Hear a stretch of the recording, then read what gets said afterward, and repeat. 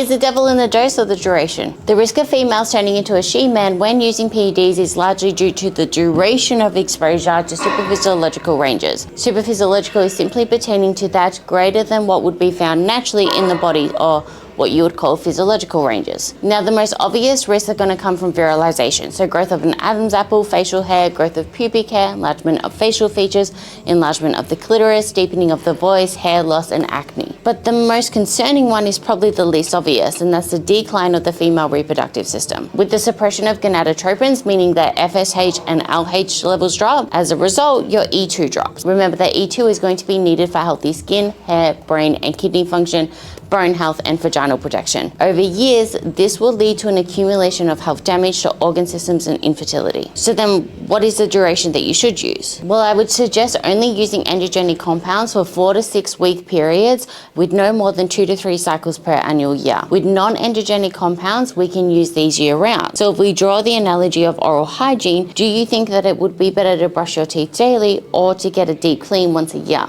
Or both, in which case we can explore the implementation of AAs in female athletes after their first year of exposure to non-androgenic compounds, and then utilize multiple pathways to mitigate risk and still achieve epic physique goals. And by the way, I wrote an entire guide on this, so comment ebook and I'll send it over.